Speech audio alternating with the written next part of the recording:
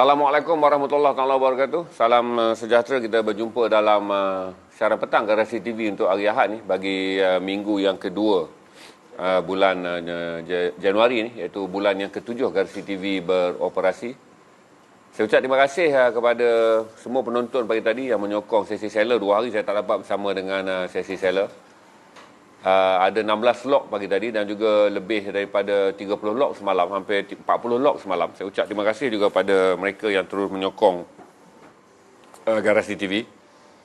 Terima kasih pada mereka yang turut share. Saya naikkan story ni hari, yang share story tamu kita malam ni, Pian Habib pun ramai yang share story Ipin Hashim di Kampung Kulit, Kuala Lipis pun ramai, Alhamdulillah. Minta tu share je sebab malam ni kita ada Pian Habib sebagai tetamu. InsyaAllah saya tak akan banyak berbual sangat dengan dia. Dia akan menghiburkan saudara dengan membacakan puisi. Saya harap ada 1 jam masa dengan dia, dan ada buku dia yang saudara boleh miliki. Bagi mereka yang menantikan barang malam ni, petang ni memang barang lelong. Saya jamin kata saya akan naikkan lagi barang dan lebih murah daripada semalam, tapi tak banyak. Hanya ada 21 set, dan saya akan lelong juga windbreaker. Kalau kamera nampak windbreaker sekarang, pun saya akan lelong windbreaker petang ni. Semalam kita tak lelong windbreaker, tapi malam ni petang saya akan bagi. So, lebih kurang hanya ada dalam 30 barang je saya akan naik petang ni. 20 set adalah JC. Yang 470 semalam tu saya akan turunkan lagi sikit harga, dan saya akan naikkan windbreaker dengan harga murah petang ni sebagai harga pembukaan. Kerana saya pun dah umum pada orang malam bahawa sesi petang adalah sesi jualan murah, dan barang petang tak akan dinaikkan malam. Kalau kita naik pun dia ada pertindihan barang. Barang tu akan lebih mahal. Dan yang kedua, barang malam saya tak akan naikkan petang. Sebab saya nak limit dengan petang ni 2 jam ya. Selain daripada sesi kita berkongsi maklumat isu semasa, sebentar lagi saya akan kongsikan mereka yang nak tahu tentang apa yang sebenarnya berlaku di Capitol Hill.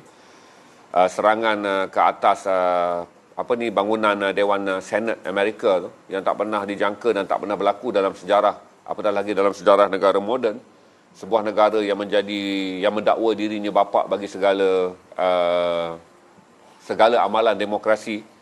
Jadi banyak kejutan, dan semalam saya ada masa dan saya balik, dan 1 jam lebih saya tengok CNN dan dapat melihat wawancara penuh dengan James Clyburn, ketua penyokong Demokrat di Dewan Perwakilan di Capitol Hill. Dia jelaskan dengan detail, gambar pun ada. Mungkin Mahfuz akan share gambar kejap lagi. Sebentar lagi kita akan mula. Saya tunggu angka dulu. Admin boleh bagi saya angka sekarang? 174. 174 kita share dulu. Mengenai, ramai yang bertanya semalam mengenai persekolahan. Tunggu besok Menteri maklumkan, tapi saya dah boleh agak kata dengan jangkitan yang tinggi dan R0 yang tinggi serta matlamat kerajaan untuk membuat PKP ataupun PKP bersyarat yang lebih ketat, ada jaminan daripada saya bahawa persekolahan tak akan bermula 20 Januari. Itu saya fikir adalah logik yang paling munasabah ketika jangkitan sangat tinggi, terutama di Lembah Kelang. Dan juga ketidakupayaan pihak hospital untuk menampung pesakit.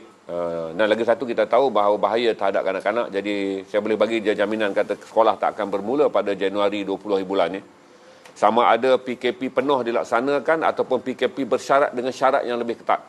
Iaitu PKP bersyarat di mana kita tak boleh merentas sempadan pekerja-pekerja yang bekerja dalam sektor sokongan di pejabat tak perlu hadir ke pejabat, work from home ataupun bekerja dari rumah, BDR akan dikuat-kuasakan. Pergerakan individu yang tidak berkepentingan akan dikurangkan. Beberapa sektor perniagaan yang bukan teras pada ekonomi akan ditutup. Semua aktiviti sosial akan diharamkan. Ini antara benda yang jelas dan nyata. Cuma kita lebih gembira kalau PKP penuh dilaksanakan, tetapi pada masa yang sama kita faham bahawa ia akan menjejaskan ramai peniaga kecil, dia akan menjejaskan ramai pekerja SME terutamanya, kerana SME juga saudara harus tahu hampir 300,000 syarikat SME telah pun ditutup sepanjang PKP ni daripada jumlah 910,000 yang sedia ada. Jadi besok kita akan dengar detailnya, tetapi bagi sektor sosial dan sektor persekolahan kita dah boleh anggap kata sekolah tak mungkin bermula pada 20 bulan Januari. Untuk pengetahuan saudara pun, kalau kita tak pernah ada visual, tetapi saya boleh share pada saudara bahawa keadaan bilik ICU juga kritikal sekarang bagi mereka yang menghadapi COVID-19 ni. Sekiranya mereka kritikal, mereka hanya ada 4 hari je rawatan untuk menggunakan mesin. Berarti sekiranya 4 hari mereka tak survive, berarti mesin pernafasan akan dicabut kerana keperluan mesin untuk membantu mangsa yang berpotensi selamat lebih tinggi. Jadi kita dah mula menuju sedikit demi sedikit seperti mana polisi yang diamalkan oleh Itali ketika COVID melanda dengan dahsyatnya pada April lalu. Cuma kita belum lagi mengamalkan had umur. Kalau di Itali sangat zalim, tuan-tuan. Mula-mula 80 tahun tak akan diberi mesin, dibiarkan mati. Kemudian naik kepada 65 tahun, tak diberi mesin dan dibiarkan mati. Tetapi Malaysia masih lagi mengamalkan dasar sekarang dalam 4 hari. Ini adalah pengalaman daripada mereka yang keluarganya telah diberi rawatan di ICU. Hari pertama diberi sedatif, hari kedua diberi bantuan oksigen, kalau hari ketiga dibaringkan. Sekiranya semua usaha ini tidak memberi potensi pulih yang tinggi pada hari keempat, mesin pernafasan akan dicabut. Berarti pesakit ICU yang kritikal tidak lagi menerima bantuan mesin kerana mesin diperlukan pula untuk jumlah yang begitu ramai di ICU. Jangan marah dah, sebab di US juga lagi teruk. Semalam saya tengok laporan Dr. Sanjay Gupta, seorang pakar perubatan di CNN. Dia memberitahu bahawa Amerika juga mengamalkan dasar yang sama. Kalau saya tengok ICU Amerika, mungkin Mahfuz boleh share dulu keadaan video ICU di Amerika sekarang. Amerika menerima 2 juta pesakit dalam tempoh 10 hari. Dengan purata jangkitan ada yang maksimum sampai 300,000 kes jangkitan sehari. Saya lihat video sebenarnya Dr. Sanjay Gupta melawat beberapa hospital di negeri-negeri yang sederhana di Amerika, memberi gambaran yang sangat teruk. Mereka juga mengamalkan polisi yang sama, malah mesin pernafasan tidak lagi dalam bilik ICU, di banner di kaki-kaki 5 hospital, di kaki 5 dalam hospital je, di mana pesakit-pesakit ICU terpaksa berada di ruang dengan mesin pernafasan yang minimal saja untuk membantu mereka survive. Amerika telah melepasi 370,000 kematian semalam waktu saya menonton pukul 2 pagi lebih tu. Pengumuman telah dibuat bahawa angka kematian telah mencapai 370,000 dan angka jangkitan telah melepasi 22 juta orang. Jadi saudara, jangan anggap kata sistem kesihatan kita aja yang tak berupaya. Mana-mana negara maju, kita dah tengok apa yang berlaku di Itali. Macam saya kata, mula-mula prosedurnya adalah pesakit 80 tahun ke atas akan dibiarkan mati dalam kemah yang dibina khusus. Apabila keluarga hantar, tengok umur 80, dia letak je dalam kemah tanpa sebarang rawatan. Kemudian apabila bertambah ramai, Itali mengamalkan dasar 65 ke atas tidak akan diselamatkan dan dibiarkan saja di kemah-kemah tanpa rawatan. Tetapi Malaysia masih lagi mengamalkan dasar yang sangat tinggi peri kemanusiaan, iaitu dengan 4 hari kepada semua yang kritikal untuk menggunakan mesin. Sekiranya tak boleh survive, mesin akan diberi kerana pesakit masuk di dalam ruangan ICU hampir setiap hari. Ketika kita berdepan dengan angka jangkitan pada kadar 2,500 lah purata dia. Sebab tertinggi 3,000, terendah 2,000. Jadi saya ambil purata dalam tempoh Januari ini hanya 2,500. Berbanding Amerika yang menerima 300,000, kadar tertinggi, dan 200,000 kadar terendah. Dan semalam dimaklumkan untuk 10 hari pertama bulan Januari ini saja Amerika menerima 2 juta pesakit. Itu angka yang sangat tinggi dan saya dah tengok keadaan hospital mereka. Jadi bagi mereka yang nak bertanya tentang keadaan COVID-19 tu, Mahfuz tengah share sebelum saya pergi ulasan yang lebih panjang, kerana semalam ada orang tanya apa yang berlaku di Capitol Hill Amerika berikutan dengan rusuhan yang sangat dahsyat. Gambar saya tengok semalam dahsyat, tuan-tuan. Rupanya rusuhan tu bukan sebarangan. Kalau tidak cepat saja pasukan komando, pasukan elit mengambil alih pembenterasan pencerobohan atau dipanggil mob. Istilah mereka guna mob semalam tu istilah yang sangat kasar untuk penceroboh. Kemungkinan ada senator yang akan mati dibunuh kerana ada sebutan di situ adalah bunuh Mike Pence, bunuh Mike Pence, bunuh Mike Pence. Itu yang ngerinya saya lihat video pencerobohan di Capitol Hill. Sebab sejak rusuhan tu saya hanya baca dan tak tengok video. Semalam bila saya balik dan tengok CNN News Hour, baru saya dapat lihat penuh video dia dan sangat mengerikan. Para senator dan juga mereka yang bertugas di Capitol Hill memberi gambaran betapa takutnya mereka. Anggota polis juga dipukul dan juga dihimpit. Dan ada video yang menunjukkan seorang anggota polis merayu yang dia tak boleh bernafas kerana dihimpit di depan pintu di mana dia cuba mempertahankan rusuhan dan perusuh ataupun mob daripada masuk. Bilik-bilik senator digeledah dan nasib baik kerana mereka tak dapat masuk ke dewan persidangan kerana pasukan polis sampai cepat dan berjaya membenteras. Kalau mengikut kata Jim Clyburn, ketua penyokong Demokrat di Dewan Perwakilan, dia mengesyaki bahawa konspirasi ini membabitkan polis yang bertugas.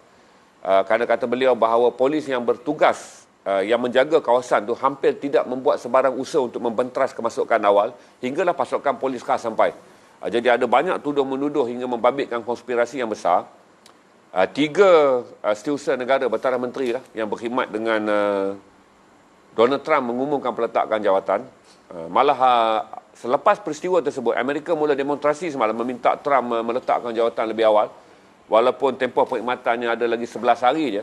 Tetapi rakyat Amerika menunjukkan tindak balas kemarahan tak atas penyokong-penyokong Trump yang menyerbu Capitol Hill tu dengan penyokong-penyokong Joe Biden pula mengadakan tunjuk perasaan besar-besaran mendesak Trump meletak jawatan. Itu yang saudara tanya, saya dah bagi gambar, saya dah bagi visual untuk saudara tengok. Memalukan Amerika yang mendakwa diri mereka bapa demokrasi. Tapi oleh kerana Trump seorang yang kuat sentimen ultra white dan juga white supreme ni tuan-tuan. Itulah apabila pemimpin menyeru rakyatnya kepada keganasan. Anda ada seorang pemimpin yang timbang taranya sangat lemah. Anda ada seorang pemimpin yang cenderung mengeluarkan kata-kata yang menyemarakkan semangat rakyat untuk bertindak di luar daripada undang-undang. Itu yang terjadi di Amerika. Twitter ban terus Trump seumur hidup. Itu yang menarik dia. Trump tidak akan lagi dibenarkan menggunakan Twitter kerana tweet-tweet beliau dianggap sebagai tweet yang mendorong Amerika kepada keganasan. Kita ada berapa, Sam? 400 untuk saudara dengar bahawa itu perkembangan bagi mereka yang bertanya kepada saya. Tapi interview dengan James Clyburn, saudara perlu dengar. James Clyburn adalah seorang senator mewakili, saya tahu, daerah kulit hitam. Tetapi beliau adalah ketua penyokong whip Demokrat di Capitol Hill. Dia membuat dakwaan berdasarkan video dan laporan mereka yang berada di situ bahawa ada kemungkinan wujud konspirasi di antara kumpulan perancang yang nak meroboh dan yang nak menceroboh bangunan Capitol Hill dengan polis yang bertugas. Kerana kata beliau rompohan itu berlaku dengan begitu mudah hinggalah pasukan polis pencegah rusuhan sampai. Itu yang meletakkan semua anggota Senat dalam keadaan berbahaya. Kerana pada Isnin tu Senat nak mengundi untuk mengesahkan bahawa Biden akan mengambil alih jawatan pada 20 hari bulan. Jadi tujuan demonstrasi itu adalah untuk menghalang dan memprotes undi meluluskan, kerana mereka tahu akan ada Senat pasti meluluskan kerana ini adalah keputusan muktamad dan Amerika mesti meluluskan pelantikan Biden kerana Biden akan mengangkat sumpah pada 20 bulan Januari ini. Jadi itu yang menyebabkan penyokong Trump merusuh. Kalau kata James Clyburn dalam interview tu, nyaris tiada berlaku kematian kerana perusuh kelihatannya mempunyai kecenderungan untuk melakukan kekerasan terhadap anggota Senat, terutama daripada Demokrat. Kerana Biden adalah calon dari Demokrat. Jadi Mahfuz tengah share video-video tu. Dan saya tengok satu video tu sangat kasihan tuan, seorang anggota polis yang muda yang terhimpit merayu dan di depan kamera yang dirakamkan oleh orang yang sempat merakamkan dia. Dia berada dalam keadaan hampir mati kerana himpitan tersebut. Dan saya terkejut Amerika yang menganggap diri dia bapa demokrasi. Tengok bagaimana dalam 4 tahun apabila anda mempunyai seorang pemimpin yang menanam kebencian, politik hatred ni, politik kebencian.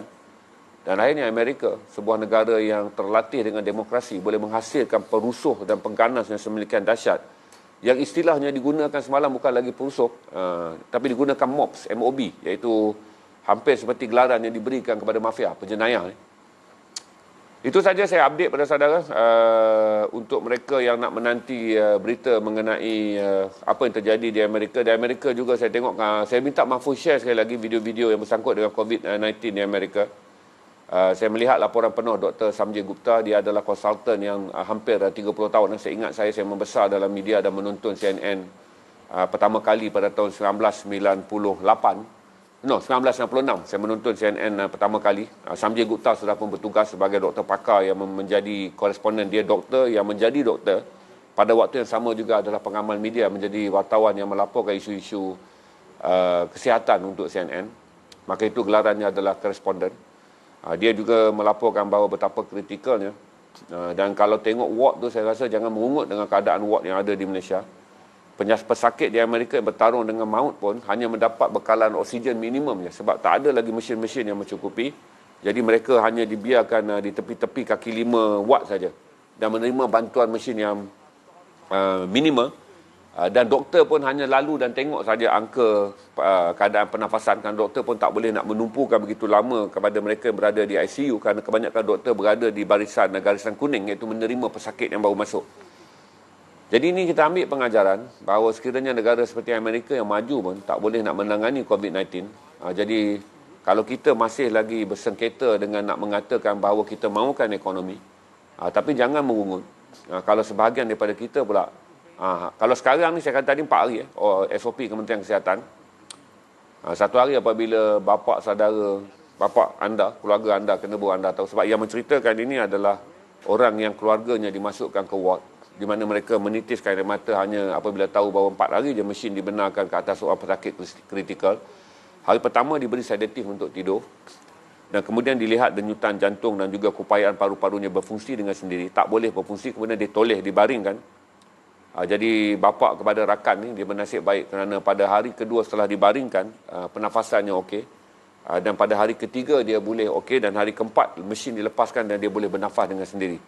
Kerana teorinya sekarang, apabila 4 hari paru-paru gagal berfungsi, maka doktor akan membuat keputusan muktamad, iaitu mencabut saja. Dia call keluarga dan beritahu mesin bantuan pernafasan akan dicabut. Jadi terpulanglah kepada orang tu untuk survive ataupun tidak. Kerana queue orang yang nak mendapatkan mesin sangat tinggi. Jadi semua orang mesti menerima keadilan untuk diselamatkan. Seorang yang telah menerima 4 hari mesin, dengan seorang yang kalau dia kritikal tapi tidak menerima mesin pada hari yang pertama. Saudara bayang calculation yang berada di negara kita sekarang ni. Jadi angka kematian pun meningkat dengan tinggi, saya rasa berkait dengan cabut mesin lebih awal. Kerana itulah kita menerima kadar kematian yang tinggi. Untuk 10 hari pertama ni kata Menteri Kesihatan 71 kes kematian berbanding 100 kes kematian untuk 9 bulan pertama. Dari Januari hingga September tu 9 bulan tu kita hanya ada 100 kes kematian. Ini 10 hari pertama bulan Januari kita ada 71 kes kematian. Jadi saudara boleh bayangkan kalaulah kita masih lagi, kalaulah ahli-ahli ekonomi, menteri-menteri ekonomi dan juga tuan-tuan punya penghilang ni masih lagi nak mengugut kerajaan dengan mengatakan PKP penuh akan menjadikan mereka bankrupt dan tutup syarikat, yang akan membayar harga yang mahal. Kerana tuan-tuan ekonomi ni mempunyai kehidupan yang baik, tuan-tuan. Kapitalis selalu mempunyai kehidupan yang baik. Orang kaya selalu mempunyai kehidupan yang baik. Mereka tak terdedah kepada COVID. Dan sekiranya mereka sakit pun, mereka adalah orang yang mendapat VIP. Mesin untuk mereka boleh sara sampai 4 bulan.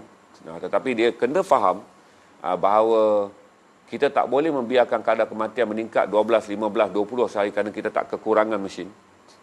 Dan sekarang kita bernasib baik kerana strain 5117 dan strain Afrika tak berada di negara kita. Kerana Thailand sekarang sedang berdepan dengan kejutan angka kenaikan jangkitan 1,300 sehari itu. Kemudian kemungkinan kematian mendadak di Thailand kerana Thailand mendapat strain 511. Ini kejutan besar-besar kerana tak dijangka. Strain yang berasal dari London kini berada di 8 negara di luar London. Termasuk di Singapura, satu kes. Di Thailand yang sekarang sedang merebak daripada pasar basah di Thailand tu adalah strain 511. 7. Berarti Thailand sedang menghadapi komplikasi jangkitan angka yang tinggi setiap hari, walaupun dia sangat selamat tu dalam tempoh setahun ni kerana strain tersebut. Strain tu datang daripada pembekal barangan basah daripada Myanmar masuk ke pasar Thailand. Dan saudara tahu bahawa pasar basah dengan suhu yang sejuk memberi ruang yang lebih aktif kepada kuman, dan masuk pula kuman 5117 yang dianggap paling aktif mutasi ataupun varian ataupun dipanggil mutasi varian, kita panggil kita panggil perubahan kuman ni. Setelah dia masuk dalam tubuh manusia A, dia dikalahkan, dia bentuk jadi B, bentuk jadi C, bentuk jadi D, dan dia menerima strain yang paling kuat ini adalah 70% lebih kuat.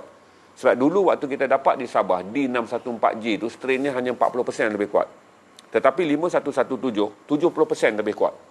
Jadi saya ingat sempadan kita di Thailand juga mengalami keadaan yang kritikal kerana Thailand menerimanya daripada Myanmar. Kita bimbang juga satu tu, supaya strain tu, doa kepada Allah SWT strain tu varian 5117 tak datang negara kita kerana dia telah dikesan di 8 negara di luar daripada United Kingdom. Itu aja kan, tak ada soalan apa kot, Amin? Tak ada Tak ada orang tanya apa So kita ada berapa ratus orang? 400 orang lebih. 457 itu saya boleh share dengan saudara hari ini mengenai bahawa saya bersetuju kerana terima kasih kerana waktu kita buat undi tu kita menerima hampir 70 lebih peratus yang bersetuju PKP penuh dilaksanakan. Hanya 30% je minta dipertimbangkan. Tapi saya dah jelas pada saudara ini keadaannya. Inilah ratio dia. Kalau saudara nak juga ekonomi berjalan, kita bersimpati lebih kepada 30,000 pemandu Grab. Kita bersimpati kepada 600,000 SME. Kita bersimpati kepada mereka yang berada dalam sektor perkilangan. Kita menghormati Kuala Lumpur dan Selangor menyumbang 40% daripada ekonomi negara. Tapi akhirnya nyawa, saudara. Kalau saudara lihat video-video yang ditayangkan oleh Mahfuz ni, kalau saudara nak jadi begitu, di mana sekarang kadar dia adalah 4 hari dapat guna mesin tu, saudara. Kalau kita biar lagi angka jangkitan berganda dan kena pada ibu bapa kita yang dah berumur, saudara mara kita, kalaulah peluang menggunakan mesin itu diturunkan pada 3 hari, seperti saya katalah, kadar kematian akan menjadi lebih tinggi. Kerana mesin tak boleh dipakai hingga sesuka hati. Buat masa sekarang, mengikut pengalaman yang dialami oleh seorang rakan yang bapaknya sendiri masuk ke hospital, itulah doktor dah bagi tahu 4 hari. Hari pertama bagi sedatif tidur, hari kedua kalau tak boleh dibaringkan. Kalau hari kedua jantung tu tak meningkat juga, hari ketiga tak meningkat juga, hari keempat akan dicabut. Kemudian berserahlah kepada Allah.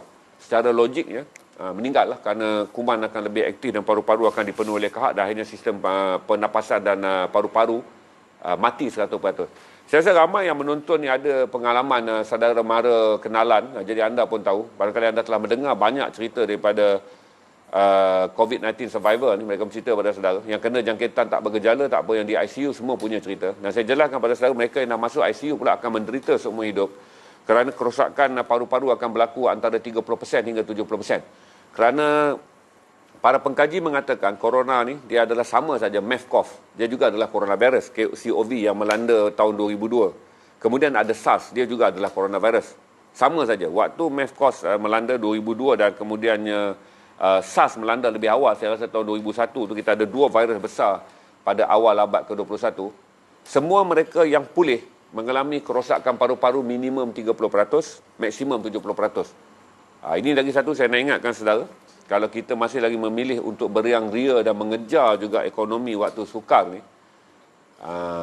kita mungkin menerima anggota keluarga yang selamat setelah masuk ke ICU, tetapi keluar, mereka akan menanggung beban penderitaan kerana 30 hingga 70% paru-paru mereka telah pun rosak. Dia bukan pulih sepenuhnya bagi mereka yang mengalami jangkitan kritikal. Okey? Habis kat situ, tak ada soalan Pak Amin saya boleh bagi tahu pada ibu bapa yang risau anak-anak sekolah, boleh pegang tip saya je. Sekolah tak akan dibuka 20 Januari. Hanya kerajaan yang gila saja akan buka sekolah pada 20 Januari dalam keadaan jangkitan begini. Ketika wabak ini begitu mengancam nyawa kanak-kanak. Jadi pegang je lah akal yang waras. Kecuali besok Perdana Menteri bersikap tidak waras dan mengumumkan sekolah akan dibuka. Dan kalau sekolah akan dibuka, boykot je, tak payah hantar anak pergi sekolah. Kerana ada masanya rakyat perlu menentukan nasib kita sendiri. Apabila kita rasa kalau pemimpin tak cerdik, macam Ahmad Maslan tu tuan-tuan, kita ambil lah cerdik tu untuk kita. Ini masa kita juga kena cerdik. Kalau kita dapat pemimpin tak apa nak cerdik. Vaksin tak ada masalah apa. Kebanyakan negara yang membuat suntikan melaporkan hari pertama je orang berkecoh pasal nurse tu pengsan. Kemudian dikabarkan kata dia tu mati. Tak. Dia macam saya tuan-tuan. Saya juga tak boleh menerima sebarang suntikan dekat tubuh. Saya pernah kena bius nak cabut gigi. Saya lama tak pernah cabut gigi. Satu kali saya nak cabut gigi, saya kena bius, saya pun pengsan. Maka doktor memberitahu saya mengalami sejenis traumatik di mana tubuh saya bila dia nak terima benda asing dia akan ada refleks. Anak saya dia mengalami masalah sleep disc. Bila suntik dia dapat sawan sekejap. Jadi dalam masa 10 ke 20 saat. Tapi kemudian okey setelah diberi oksigen. Jadi bila saya nak suntik besok, saya kena bagi tahu doktor je. Pastikan kandungan oksigen saya. Dia tengok nadi saya okey, kandungan oksigen saya cukup, suntik. Dan saya pun kena bersedia untuk pengsan sekejap. Kerana itu adalah refleks biasa bagi tubuh orang macam saya ni. Tubuh lemah yang sukar untuk menerima benda asing. Tapi saya akan suntik vaksin. Tak ada apa-apa. Sekarang ni suntikan berlaku dengan baik. Cuma jumlah kapasiti yang nak dikeluarkan saja. Berapa cepat boleh capai. Kerana sekarang ni yang bagusnya, kerana Sinopharm dan juga Sinovac, 2 company besar di China, boleh menghasilkan jumlah yang banyak. Dan dia hanya menggunakan peti penghantaran yang berkos rendah, iaitu hanya minus 8 Celsius. Minus 8 Celsius. Yang kita nak pakai cepat ni adalah datang daripada Pfizer dan BioNTech. Teknologi dia bagus. Ubatnya pun dianggap yang terbaik kerana dia mencapai 94.5%. Tetapi penghantarannya menjadi kritikal. Kerana dia memerlukan kotak sejuk di bawah 70 darjah Celsius. Saya dah bincang dengan kawan-kawan dengan mengatakan, kalau Sinovac yang sedang membantu Indonesia dengan agresif sekarang ni, Sinovac Biotech tu, Sinovac Biotech dan Sinopharm China tu yang menghantar begitu banyak ke Indonesia, penghantaran tu memberi gambaran ia mudah dikendali. Satu, kerana pergerakan kapal daripada China ke Malaysia lebih pantas dan kita punya banyak kapal yang memang bersuhu sejuk. Sebab kita ada hantar daging sejuk beku, kapal-kapal yang boleh mengisi vaksin yang hanya memerlukan -8 ni mudahlah. Berbanding kita nak mendapatkan bekalan daripada US yang memerlukan sistem penghantaran yang lebih kritikal, perkotakan, box yang lebih mahal kerana -70. Jadi untuk dunia, apa yang dicapai oleh Sinovac dan juga Sinopharm daripada China ni bagus. Jangan tuan saudara.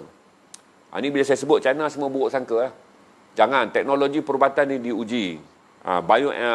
Sinovac mempunyai 72% kepulihan yang tinggi, manakala Sinovac dan lagi satu Sinopharm dia mempunyai 75% kadar kepulihan yang tinggi. Memang Pfizer mempunyai 94.5% kadar kepulihan yang tinggi. Satu lagi yang sedang mempengaruhi, yang sedang digunakan oleh dunia adalah AstraZeneca dan juga University Oxford. Kadar kepulihan dia adalah 72%. Tetapi dalam perubatan, kadar kepulihan 50% telah pun dianggap lulus dan boleh diterima pakai. Jadi itu yang saya bagi tahu dekat saudara. Jangan sebut saja made in China, saudara dah terbayang masalah tentera komunis lah, ni sebuah negara musuh. Tak. Perubatan dia diterima pakai, bukan kita saja. Kalau kita tak nak barang tu, beribu, berjuta-juta orang nak, banyak negara sedang berebut untuk mendapat rundingan dengan China kerana kosnya lebih rendah dan kerana sistem boxing dia lebih rendah. Indonesia dia akan pakai sebab dia nak menghantar kepada seluruh daerah. Mustahil dia dapat menyediakan perstoran untuk kualiti tinggi -70. Sebab kalau perstoran -8, teknologi itu mudah. Semua kawasan daging sejuk beku boleh digunakan untuk menyimpan ubat. Jadi teknologi itu lebih murah, menjadikan apa yang dihasilkan oleh Sinovac dan juga Sinopharm daripada China ni dianggap yang terbaik bagi negara-negara yang tidak mempunyai kapasiti tempat penyimpanan storage yang besar bagi penggunaan suhu -70. Kalaulah kita tak menggunakan ubat daripada China, saudara, kita hanya bergantung pada 3 store besar saja yang ada di Kuala Lumpur, yang ada di Penang dan ada di Kuching. Perstoran untuk bergantung sepenuhnya pada Pfizer -70 akan menyebabkan kita menerima ubat dalam jumlah yang sangat terhad kerana stor yang kita ada ni terbatas. Tetapi dengan menggunakan -8 suhu beku ni Celsius daripada China melalui 2 vaksin yang telah dikeluarkan, untuk menghantarnya ke kawasan-kawasan pedalaman menjadi lebih mudah. Kerana kita boleh menggunakan teknologi yang kita dah ada untuk sejuk beku ni. Berbanding -70 ni sangat rare lah. Jarang ada keperluan -70. Jadi ini berita baik yang sedang dihasilkan oleh teknologi perubatan di China dan dia akan sangat membantu. India juga berjaya menghasilkan vaksin yang sendiri, tapi mereka telah membuat keputusan untuk tidak mengeksport vaksin, dia guna vaksin untuk domestik. Jadi satu juga berita baik yang kita fikir kata macam ni lah tuan-tuan. Katalah tuan-tuan ni menjadi orang yang degil, tak mau suntik. Saya ingat saudara tuan-tuan, tuan-tuan tak boleh bergerak di luar selepas ni pasport antarabangsa mestilah disertai dengan anda telah disuntik anti vaksin. Jadi jangan kederak, jangan buat mentaliti duduk dalam gua ni. Kerana selepas ni kalau saudara tak suntik, saudara akan boleh fly antarabangsa. Kerana selepas ini 2 atau 3 tahun yang akan ada selepas ini, pergerakan menggunakan rentas negara. Setiap negara akan request. Mereka yang nak beli tiket flight tu mestilah menyertakan CJ suntikan. Ini yang saudara kena ingat. Saudara nak mati tu tak apa, tak ada masalah. Kan, saudara nak mati, saya tak ada aral. Tapi kalau saudara nak hidup, nak bertanggungjawab, nak berniaga, kan kadang-kadang tiba-tiba bila vaksin tu dah tak ada, barulah saudara teringat nak pergi Mekah, nak pergi haji, anak nak hantar pergi Mekah, pergi apa, gigitlah jari kau sampai sedar-sedar dah tak ada 5 jari. Suntik kerana bukan saja melindungi diri sendiri, supaya saudara juga tidak menjadi silent killer, pembunuh secara tidak sengaja kerana kuman kena dekat saudara-saudara ni mungkin orang kuat. Sebab saya beritahu saudara, 80% daripada mereka yang kena positif di negara kita ni, maksudnya daripada jumlah 133,542 yang ada setakat hari ni, 80% sembuh. Tak ada gejala. Masuk sihat, keluar sihat. Berarti kekuatan antibodi itu kuat. Sebab itulah sebab itulah orang Persatuan Doktor-Doktor Perubatan di Malaysia menandatangani satu memorandum kepada Perdana Menteri supaya swab tu buat 80,000 sehari. Supaya kita boleh detect detail siapa yang positif. Tapi masalah utama, kalau swab tu detail, 10% kena, mana nak letak 8,000 orang dalam hospital sehari? Betul. Sekarang boleh buatlah satu betul, buat swab. 8,000 nak letak mana? Dalam keadaan sekarang pun hospital dah jam. Di mana kapasiti hospital di Malaysia 23,000. Kita dah ada 25,000. Hari ni hari dah confirm dah 2,000 kes. Saya boleh baca lah. Tengok R0, tengok ujian swab, ini hari 2,000. Jadi cara dia adalah, saudara jangan degil. Jangan time-time ni nak tunjuk saudara lebih pandai. Jangan time-time ni nak bagi tahu saudara lah orang tahu teori konspirasi, COVID-19 tak pernah ada. Macam itulah saudara akan buat kata, oh ini adalah agenda dunia. Tak payahlah. Untuk masa sekarang jangan sembang pandai. Ikut peraturan. Suntiklah vaksin supaya saudara tak menyesal di belakang hari, dan jangan jadikan saudara sebab. Kerana saudara degil, saudara bawa kuman. Jangan macam berlaku di Kedah tu, sangat menyedihkan. Mereka pulang ke Kedah, kemudian peluk anak saudara yang berusia 2 tahun dan bawa kuman. Jadi orang berada di Kedah ni, dia zon ni kuning dan hijau. Kuala Lumpur ni fully merah. Selangor, Kuala Selangor, Sabak Bernam dengan Tanjung Karang je yang bukan zon merah. Jadi bila saudara keluar bercuti, hoha-hoha, bergembira, nak balik kampung juga nak tunjuk kereta baru, nak tunjuk jam baru, jeans baru, kasut baru, bini nak tunjuk gelang baru pada orang kampung, bawa balik. Saudara tak bawa balik, kebongkakan saudara je, saudara bawa balik sekali virus. Sebab tu rentas sempadan ni, saya daripada dulu sangat marah rentas sempadan atas alasan mengunjungi saudara mara untuk tujuan silaturahim. Kerana kena buat timbang tara, dia panggil maqasid syariah tu. Kalau lah saudara rasa kasih itu membahayakan nyawa, dia panggil nyawa, harta dan juga keselamatan orang, jangan buat. Sebab ada 5 perkara dalam maqasid yang kita kena lindungi. Jangan pergi. Tak adanya hukum dalil mengatakan harus jumpa dengan ibu kerana dia ibu kandung kita. Kalau maqasid mengatakan pertemuan dengan ibu, sekiranya saudara daripada zon merah dan saudara tak pernah buat ujian kerana saudara tak diminta membuat ujian, tapi saudara mungkin menjadi perumah, maka maqasid mengatakan membahayakan nyawa ibu itu adalah satu yang lebih penting. Jadi janganlah pegang silaturahim, pegang kepada maqasid. Jadi buka maqasid syariah, baca 5 perkara yang dipersetujui dalam maqasid tu. Bahawa harta, benda, agama apa semua tu kena dilindungi. Dia pegang pada maqasid syariah, senang saudara nak buat dalil. Jepun dia pakai vaksin apa? Dia orang pakai Pfizer. Import mereka yang pertama adalah Pfizer. Jepun ni moden saudara. Bandar-bandar dia semua besar. Dia boleh manage minus 70 ni. Jepun ni dia ikan tuna apa semua dia manage. Dia negara berteknologi tinggi. Jepun pakai Pfizer. Jepun tak ada masalah dengan China dalam isu kesihatan. Saya rasa sekiranya Jepun nak suntik seterusnya kalau Pfizer perlahan. Sebab ada masalah Pfizer ni gini tuan-tuan. Bagi negara yang menandatangani COVAX. COVAX ni kita keluar duit 3 bilion untuk tabung COVAX yang dimiliki oleh Pertubuhan Bangsa-Bangsa Bersatu. Ubat yang datang daripada makmal COVAX akan diedarkan secara adil. Di mana frasa pertama semua dapat 10%. Jadi Malaysia akan dapat 3 juta. Berarti kalau Amerika penduduk dia 380 juta, Amerika hanya akan dapat 38 juta secara berperingkat. Tetapi vaksin yang maju sekarang berada di luar COVAX. Apa yang saya beritahu kata Pfizer, AstraZeneca, Moderna AS, Sinopharm dan juga Sinovac.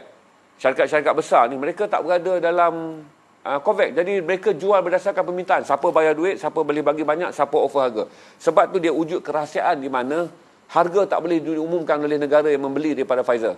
Sebab tu bila Belgium buat pengumuman dia beli pada harga sekian-sekian, yang jatuh duit Malaysia RM20 lebih, tu menimbulkan krisis. Kerana orang desak pula Khairi Jamaluddin ni sebut berapa Malaysia beli. Tak boleh sebab dia ada kerahsiaan di mana harga ditentukan oleh pasaran komersial.